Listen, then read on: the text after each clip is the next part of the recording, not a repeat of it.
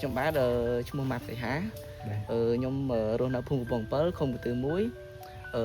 sọc bọn nó khai bát đầm bòn nhóm ăn châu rúa mà cảm thấy tôi sẽ đặt cây sặc xá dù biết cả sẽ câu đồ xì hạt cắt vai xì ទទួលបានបបពិសោធន៍ឬក៏ចំណេះដឹងអីខ្លះពីដំណើរទស្សនកិច្ចយុវកសិអេកូឡូស៊ីហ្នឹងបង យើងទៅខ្ញុំទទួលបានបទពិសោធន៍ច្រើនទី1យើងកម្មថយការប្រើប្រាស់ជាតិគីមីមកប្រើជីធម្មជាតិទី2ហ្នឹងយើងត្រូវរៀបចំដីដែលធ្វើពីធម្មជាតិដែលយើងមានជុំវិញខ្លួនយើងដូចជាអាចគោឬក៏អីចឹងយើងយកមកប្រើប្រាស់ក្នុងដីហ្នឹងដើម្បីកាត់បន្ថយការប្រើប្រាស់ជាតិគីមីនៅក្នុងដីដើម្បីឲ្យដីហ្នឹងមានជីជាតិឡើងវិញមុនមកខ្ញុំអត់ដែរដឹងទេលោកអត់ដែរដឹងទេ ប៉ុន្តែដល់ពេលខ្ញុំបានដឹងទៅទស្សនកិច្ចចឹងខ្ញុំដឹងចឹងខ្ញុំយកមកអនុវត្តប្រើប្រាស់ដើម្បីឲ្យដីនឹងមានជីជាតិឡើងវិញកាត់បន្ថយការប្រើប្រាស់ជីគីមីដើម្បីឲ្យដីនឹងមានជីជាតិមានចលែនមកនៅវិញចឹងអញ្ចឹងពីមុនមកបងប្រើប្រាស់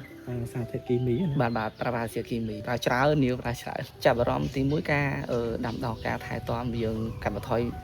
តាមគីមីហើយដំណាំយើងក៏វាល្អ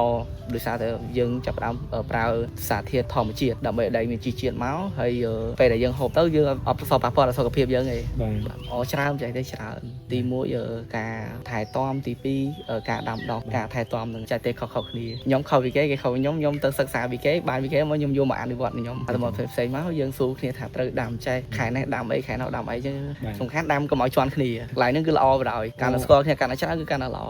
បើសិនជាមានទស្សនកិច្ចបែបហ្នឹងទៀតគឺខ្ញុំចង់ចូលរួមព្រោះខ្ញុំចង់បានវាបណ្ដុះបណ្ដាលថ្មីបច្ចេកទេសថ្មីមកអនុវត្តនៅចការខ្ញុំផ្ទាល់បណ្ដុះចង់ដឹងថាពេលដែលក៏ហាងនេះហៅទៅហ្នឹងបានជួបជុំគ្នាច្រើនស៊ូពីដំណាំ